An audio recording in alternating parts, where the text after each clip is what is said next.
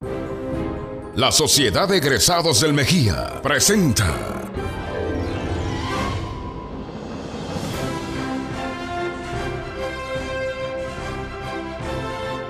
Por el honor de ser Mejía, sus valores y fortalezas.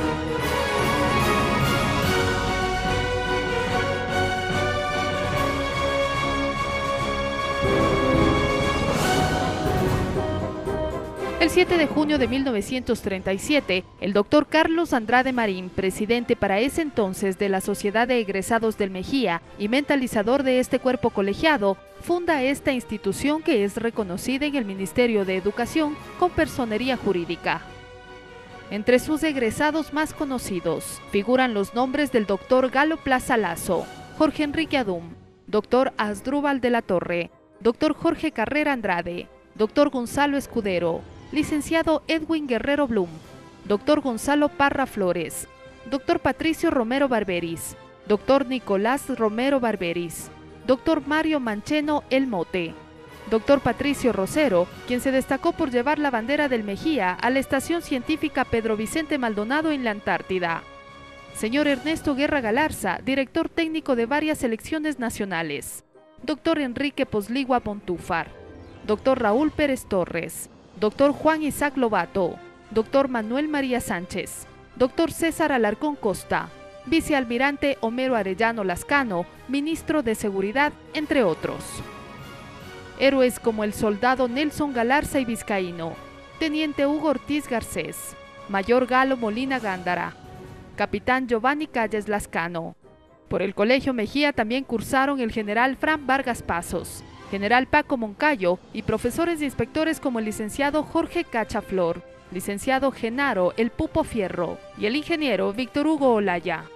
En el año de 1979, el señor alcalde de Quito, doctor Álvaro Pérez Intriago, entrega en comodato la Casa de Mejía, ubicada en Avenida Maldonado y Rocafuerte, a la Sociedad de Egresados en la persona del entonces presidente, doctor José Chávez Aldumbide, siendo restaurada en el presente directorio con la invalorable ayuda del señor licenciado Lenín Moreno, vicepresidente de la República, y del vicealmirante Homero Arellano, para que en sus instalaciones funcione el Museo José Mejía Lequerica.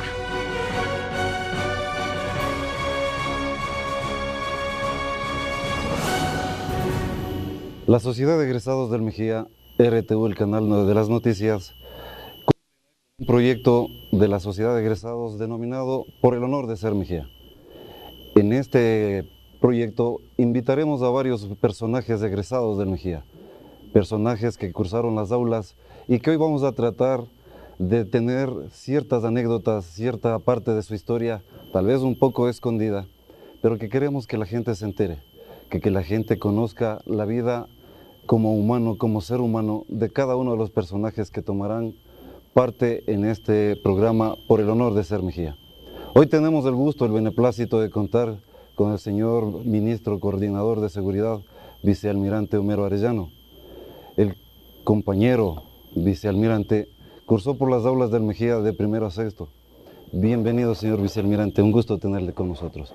Gracias, Jorge. Una felicitación a la Sociedad de Egresados de Mejía por esta iniciativa tan grata y también a RTV que acompaña estos esfuerzos de la Sociedad de Egresados que usted dignamente la preside. A las órdenes. Bienvenido. La conversación va a ser un poquito de pronto tratar de indagar esas cuestiones que no todos sabemos. De pronto, cuántas veces sacó a las del Colegio Mejía, pero eso vamos a hacerlo para después. Sabemos que su nacimiento fue el 18 de agosto del 53.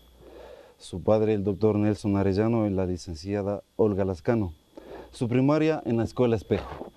Obviamente, su secundaria en el Patrón Mejía. Pero ¿por qué el Patrón Mejía? ¿Por qué escoger al Patrón Mejía? ¿Por qué no, qué sé yo, otro colegio? Bueno, hay que confesar algunas decisiones familiares que se dieron. Para esa época la Escuela Espejo ya era un modelo de educación muy prestigiada, municipal. Y los padres de familia de la Escuela Espejo se reunieron para conformar la continuidad que del Colegio Benalcázar. De allí que la gran mayoría de alumnos de la Escuela Espejo iban al Colegio Benalcázar. Parecería que eso hubiese sido la continuidad de mis estudios, pero pasaron dos temas. Lo uno, que mi padre fue designado un profesor universitario, también designado profesor del Colegio Mejía.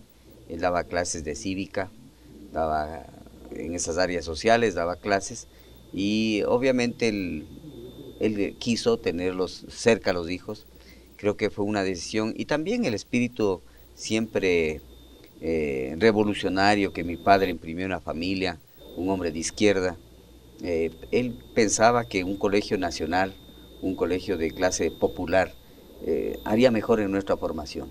Yo creo que esos dos factores se conjugaron, y de hecho mi hermano, 2 años médico que falleció, él después de estar en el segundo curso del Colegio Benalcázar, pasó al Mejía. Para él fue un cambio importante, tal vez difícil, pero yo apenas me gradué de la escuela, pasé directamente al Colegio Mejía y tuve ese honor de cursar en el colegio.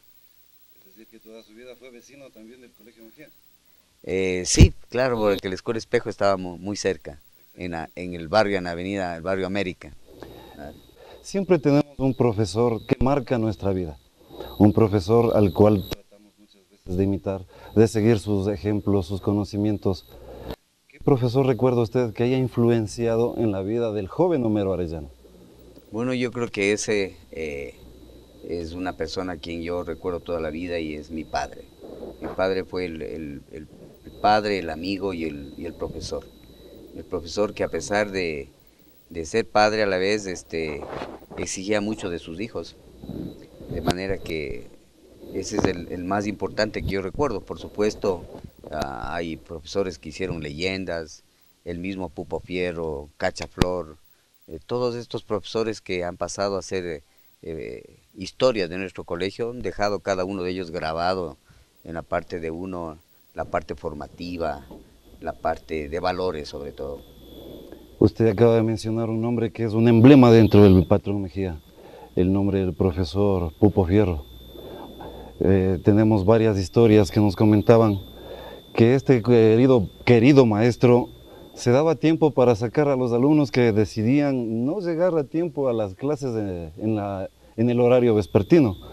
¿Fue usted partícipe de esa historia? ¿Vio cómo el compañero Pupo Fierro sacaba a los alumnos? Bueno, en realidad, cómo han cambiado las épocas, ¿no? El Pupo Fierro era un hombre muy duro, era un hombre muy drástico, si se quiere. Claro, pasados los años uno se ve que ese carácter, no siempre reconocido en la época, formó a los estudiantes, ¿no? Bastaba que él se parara en la ventana de uno de los del rectorado, de la inspectoría, para que en todo el patio se hiciera silencio, y que estuviéramos bien uniformados y que fuéramos alumnos disciplinados. Y eventualmente él solía ir a un cine que había en esa época cerca, el cine La Alameda, en donde algunos alumnos, yo confieso que nunca formé parte de esa gallada, pero efectivamente se fugaban de clases e iban al cine. Y entonces él, linterna en mano y con correa en la mano, iba sacando a los muchachos del colegio. Y parece que alguna vez alguien le dijo, mira, yo no soy del Colegio Mejía, no importa, igual lo sacaba, ¿no? Entonces, ese tipo formativa que hoy pudiese hasta ser acusado de atentar contra los derechos humanos, en esa época existía. Pasado el tiempo uno se da cuenta de que es parte necesaria de una labor formativa. Quizás el método es discutido, pero eso ocurría, y el Pupo Fierro hizo leyenda en el colegio. Me parece, y como usted dice, toda la razón tiene, de que ese método en este momento sería causa de juicio y cárcel tal vez. Sí. Pero formó bien, me parece, la juventud del Mejía. Sí, el colegio era un colegio muy destacado para esa época.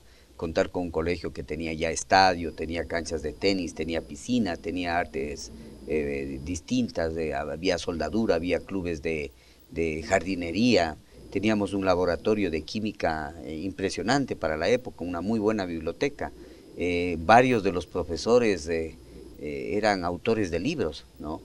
Entonces yo creo que el prestigio del colegio no estaba necesariamente en la cantidad de alumnos, en que era un colegio de esa naturaleza, sino en la calidad de la enseñanza. Yo creo que esa fue la base fundamental, herencia para muchos de nuestras generaciones, Pero aparte de ello, el espíritu rebelde siempre estuvo presente. Yo creo que no hay un Mejía que no esconda una buena parte de rebeldía, ¿no? Producto de esa formación de los años escolares.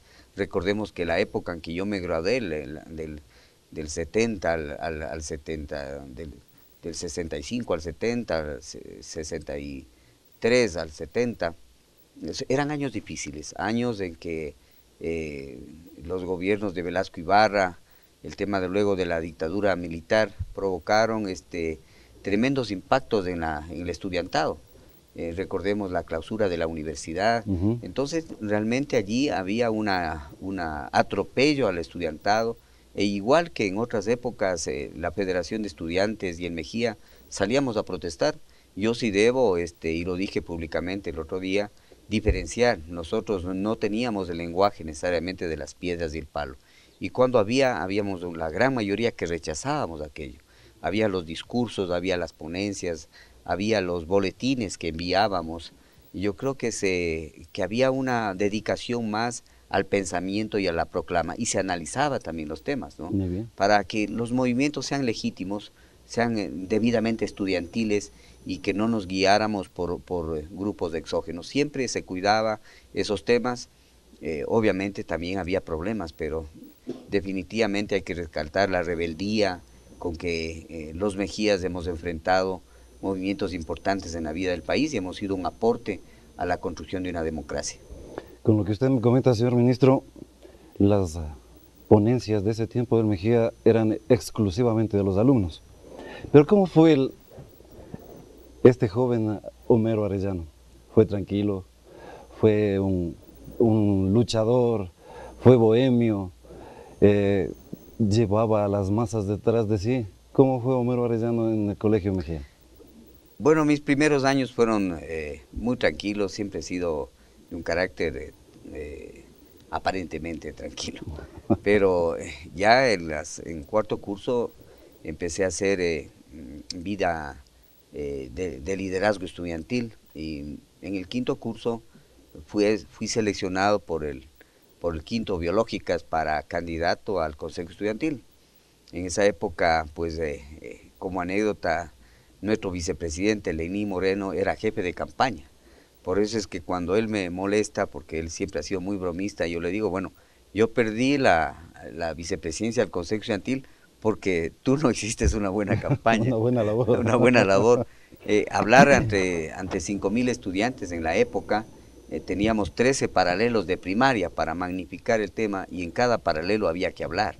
Entonces la democracia en el colegio era una vivencia para poder llegar a las lides finales al Consejo Estudiantil. Evidentemente pasaron muchas cosas allí, la lucha política era intensa y nosotros perdimos. Yo perdí la vicepresidencia del Consejo Estudiantil. Luego en sexto curso, nuevamente necios, me volvieron a candidatizar. La lucha ya fue más complicada, y había personalidades que ahora los saludo yo con tanto afecto, como César Costa, que es justamente vinculado al canal, y que realmente es una persona que ganó las elecciones, ¿no? Entonces, había muchos otros y volvimos a perder. Y yo creo que ese espíritu estuvo ya en mí, de la participación política, de no unirnos al quemimportismo y a la pasibilidad de quienes aceptan todo lo que hay en la sociedad, sino de buscar alternativas de mejora e involucrarnos.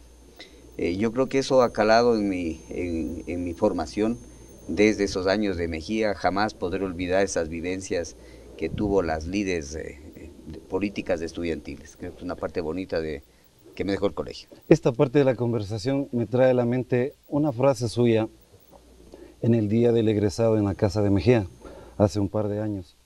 Y usted decía, ¿qué tiene el Mejía que nos involucra por toda la vida? Con esto vamos a continuar luego de un corte. Amigos, los esperamos y ya regresamos.